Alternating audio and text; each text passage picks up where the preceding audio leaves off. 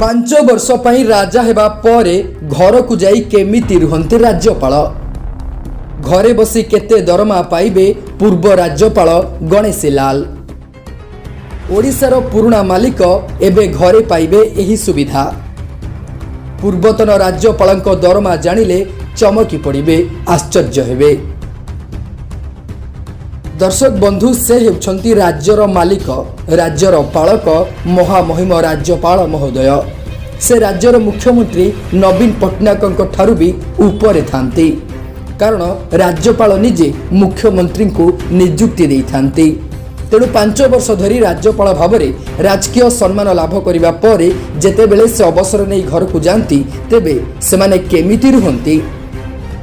एबे अवसर नहीं राज्यपाल गणेश लाल राज्यर मुख्य थिले, तेबे अवसर परे से केते टंका दरमा पाइबे, आउ कौन सबु सुविधा पाइबे, से कथा जानिले जे केही भी आश्चर्य होइजिबो।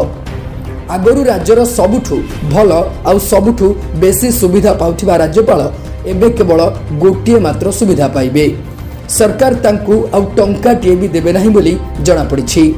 तेबे एठी प्राय समस्त मन को प्रश्न आसुछि जे अवसर परे राज्यपाल माने कौन करंती आउ केमिति रुहंती, केते टंका दरमा पांती आउ कोठी दिन बितांती।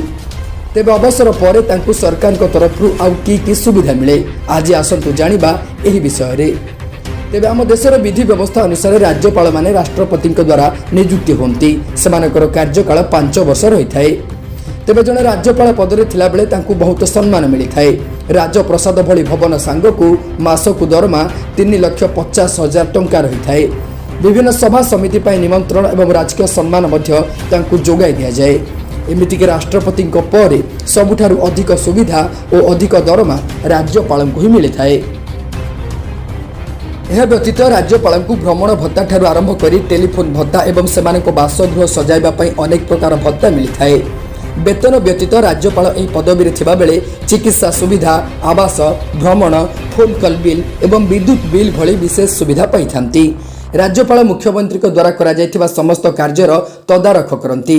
तेबे 1982 मसीहार राज्यपाल अधिनियम अनुसार 5 वर्ष कार्यकाल मध्य तांको सुविधा गुड़िकरे कौनसी कम बा ह्रास होई परिबो नाही।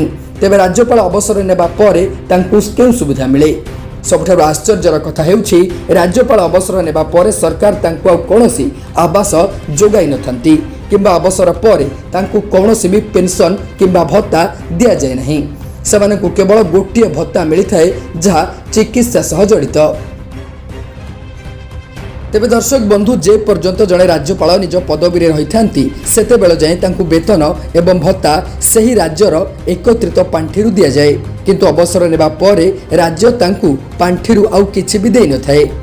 एमिति कि केंद्र सरकार को तरफरु मध्य सेमानकु भत्ता किंबा पेंशन मिले न थाए। Bureau report, MTC news.